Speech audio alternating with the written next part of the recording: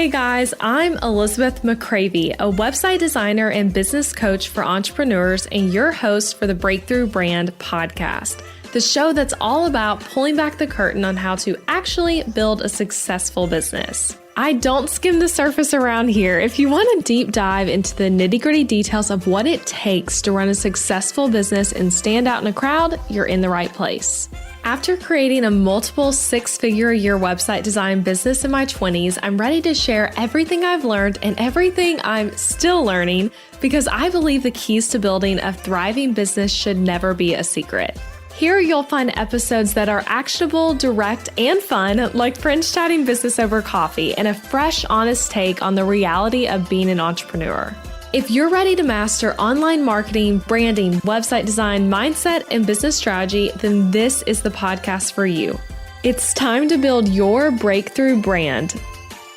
Let's do this.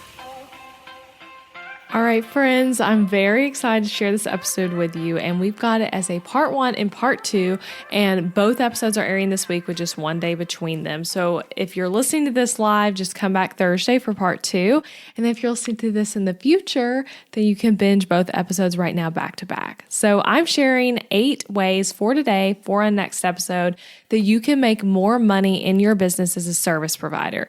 Maybe you're a brand and website designer, maybe you're a copywriter, a podcast producer, event planner, bookkeeper, photographer, coach, whatever it is, these tips are going to help you make more money and book more clients. And a few of the ways might seem obvious, but I've actually tried to, in thinking about these 8 ways, I kind of thought about, like, okay, what are the most obvious things we all talk about and tried to avoid those. So we're not talking about things like just add a new service or create a course or make templates or anything like that. We're focusing more on like some of the more nuanced, smaller things that we often overlook, but that can help you make more money in your business without abruptly changing your business model, without adding products or new services or reinventing the wheel in some other way. So try them all. Try the ones you haven't before, whatever you want to do. These things are going to help you increase your revenue in your service business. So let's get to it. All right, way number 1 to make more money in your service business, reach back out to cold leads that had potential. So maybe you had a discovery call with someone, but then they said they couldn't book because they weren't ready yet. Maybe a potential customer sent you the most excited email ever about working together, or maybe the contact form fill out, whatever it is. They're so excited, but then they never responded when you wrote back and you got ghosted. Maybe a potential client said no for now, but you guys chat a lot over Instagram and you know they still don't have a new website or they still haven't hired a brand photographer or whatever it is. Maybe now like your services have changed a little bit since you last talked to that person and like you know they wanted this one particular thing that you didn't really do, but now you do it. There's a lot of different reasons here, but basically just because a lead went cold once doesn't mean they are a cold lead forever officially. You know, we talk about leads as like warm, hot, cold. When I say cold, I really mean the person who like ghosted you typically, or who said literally no to working with you for whatever reason. So in my business, I've always had the habit of reaching back out to cold leads, both for service work as a designer and then also for my template shop. And I don't reach back out to every single lead. Definitely not. Sometimes it's clear that it isn't going to work out, that they aren't interested, that they already booked someone else, that they don't like your prices, whatever it is. And in those cases, you should let it go. I'm not telling you here to like bombard someone with emails, just following up until they hopefully book you. But sometimes there is a potential client that doesn't book. And when you look at the situation, you're like, hey, that felt really promising. They seemed really interested, but now I'm not hearing from them. Or they said not right now, but things might have changed. And maybe they just need to hear from you again and they'll be ready. So for example, I've had it happen to me where a client was so excited when they filled out my contact form and I get this message. And I'm like, oh, these people are so ready. But then they ghost me when I write back. And then I follow up a few months later and turns out they had something big happen in their personal life that sidetracked them. And then they stopped wanting to redo their website and they just needed that extra reminder from me. People have things come up all the time. Like maybe they were really excited in December to start with your new service, to get copywriting, to get brand photos, to get a new website, to get their bookkeeping cleaned up. And then all of a sudden they got distracted by everything else going on in their business and they forget.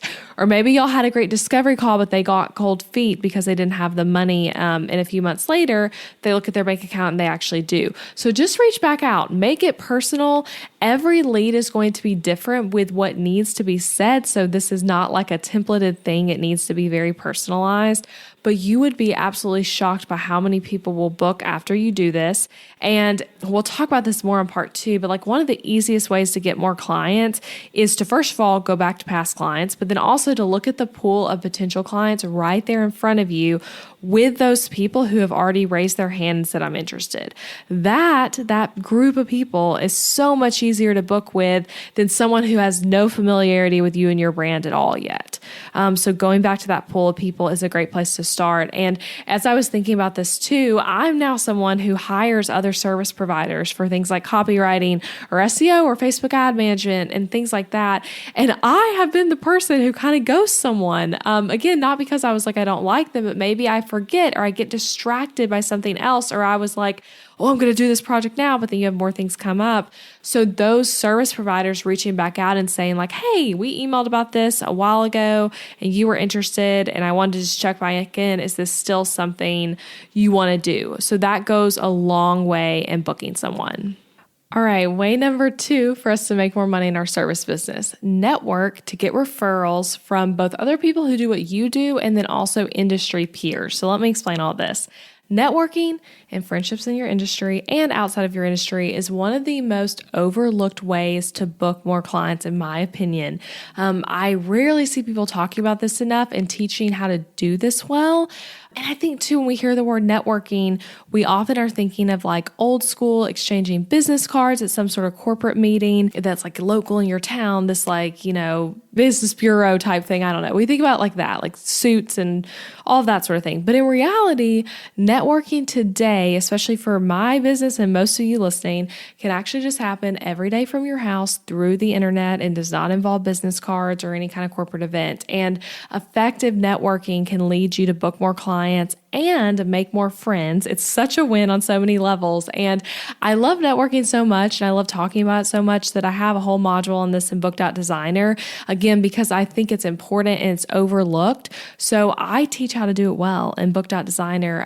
And that module has 8 lessons, 8 video lessons, just walking through how to do networking well. So if you want to deep dive into this, join Book.Designer, go straight to module 3. You will love it. I even teach things like how to pitch yourself for podcasts, how to be a better guest on podcasts, which one of the Book.Designer students just shared last week as like her Friday win that she got. She's going to be a guest on one of her favorite podcasts and used the pitching guide I share in the course. So there's things like that, how to network in Facebook groups and in-person events on Instagram, so much goodness there. So to sum this one up though, I've got some examples for you for different types of service businesses. So if you're a designer, it could be making friends and networking with people who need to refer designers. For example, like a copywriter or a brand photographer, you could become their go-to referral. Their copywriting clients, they get hired for copywriting, they need a website too, so they refer you. Someone got brand photos done, and the next step is a website to put them on, so they refer you. The business that just started, they go and get SEO work done on their new website, but then they never got a logo, so they refer you. So that's like outside of the designer community, but then it's the same thing within the designer community. So having other designers who are maybe too booked up who want to refer you, or maybe they used to do one-on-one work, so they still get inquiries about it, but they don't do it anymore. Maybe they are a Squarespace designer and they get an inquiry about WordPress, and that's what they do, so they refer you. So there's so many ways to get clients this way. And to give you some other industry examples, it's similar but reverse some. So maybe you're a brand photographer, and so for you, you're going to befriend and network with other brand photographers and other types of photographers who, maybe they're a wedding photographer, but they get questions about branding and they don't do it, so they want to refer you.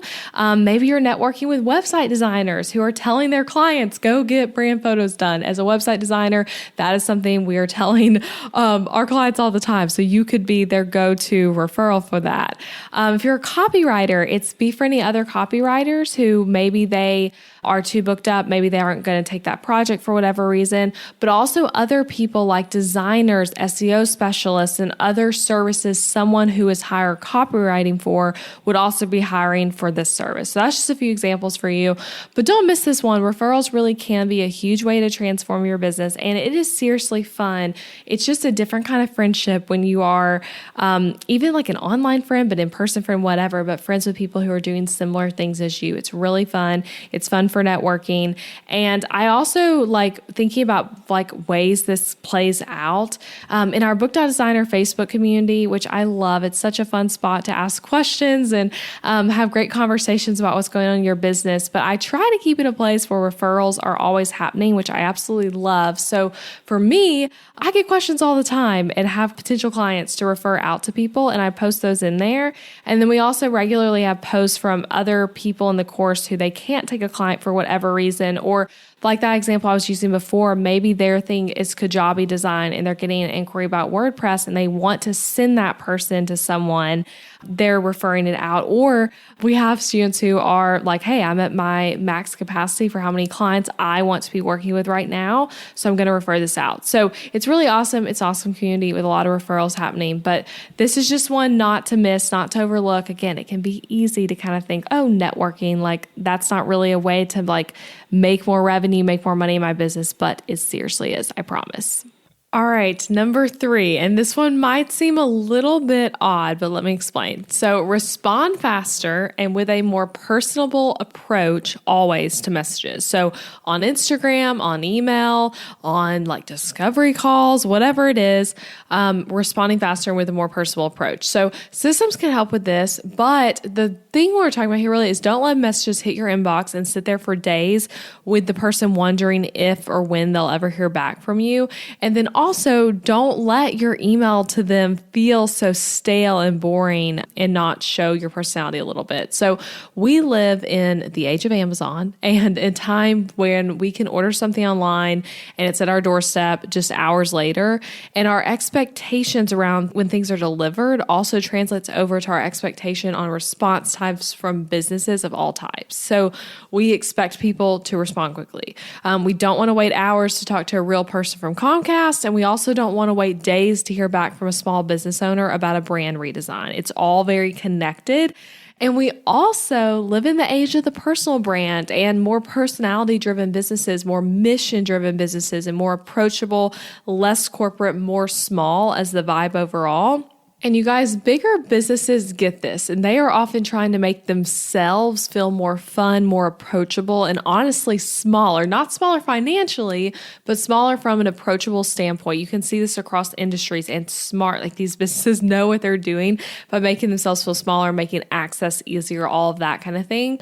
But for some reason, for us actual small businesses, sometimes we want to feel bigger and we want to take the personable approach out of this because of that. And it's not cool. It's not necessary. Let them know there's a real person behind the email. Let them know you care and reply quickly. You can laugh in emails. You can show enthusiasm. You can show personality, and you can try to make connections on a person-to-person level. Like the fact that you are a small business owner working one-on-one with clients is an advantage in so many ways. So use it to your advantage. People crave this, and oftentimes in business, the person who can make the personal connection is the one who wins. So write back quickly when you're able to. Be personable, set up autoresponders so that people get a response even when you're not going to be able to reply ASAP. I have multiple podcast episodes where I talk about that kind of stuff that you can go reference. But it's so important to have that so that someone fills out your contact form on a Friday night. And, you might be like, I have great work-life balance and I'm not going to respond until Monday, but it'd be great for them to get an autoresponder from you. That really helps with this. And then show your personality over emailing, over discovery calls, and all the communication you do with potential clients. It really will help you make more money in your business. All right, and the last one for this episode, remember there are 4 more that are going to be in the next episode Thursday this week, so go to that. But number 4, invest in coaching and training from someone who has already done it. This is kind of the concept of spend money to make money, right? And for me, I'm pretty conservative when it comes to my business spending. Like I'm very thoughtful about what I invest in. I have been from the beginning of my business. That's how I keep great profit margins. But I will say, when I think back of like, what are some of the best investments I've made in my business outside of like some softwares that's kind of like you got to have that to keep things running. Education from people who have gone before me have been some of the best investments I've made. And no, not every single investment has been a win, but the ones that have been wins have been major wins where it's like I made back the money I spent and then a ton more. So worth it from just what I'm learning in this content. So what I mean with this too is there's no reason to figure it all out alone if you don't have to, because like I was saying before, we live in the age of Amazon. We also live in the age of online education. We are in the age of online courses and people out there who are saying, hey, I did this and I learned how, and let me teach you how I did it as well. And there are plenty of courses out there that aren't all they're cracked up to be. I'm sure like myself, you've probably taken some of those and maybe been disappointed, but there are plenty out there that are more than what's advertised and that like really are pouring out like exactly what you need to run your business on whatever topic it is and can save you a lot of time and energy. Same thing for coaches and coaching groups and events and all of those kind of things. So my tip for you here, consider courses, consider coaches, consider events, consider investing in yourself and in your business as a way to bring in more money.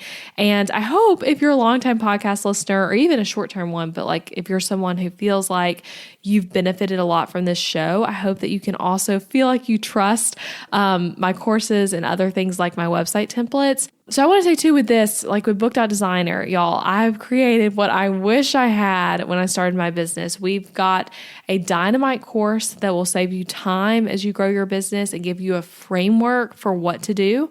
And then we've got coaching to support you with questions that come up along the way and a community of other designers to bounce ideas off of who really get it and get what you're going through and are in it right now too. So if you're a designer, whether you're a brand designer, website designer, stationery designer, calligraphy, or some other sort of design, come join us in Book.Designer. The doors are open right now. And I want to read, because I've actually been like looking through a lot of these testimonials lately, a few just fast things that 3 different students have said about the course. And then I'm going to like continue closing out this tip. But here are 3 things. First, this is from Mara. She said, Book.Designer has truly been the best course I've ever joined for my business. There's truly no other course like this for designers out there, and I've taken a lot of them.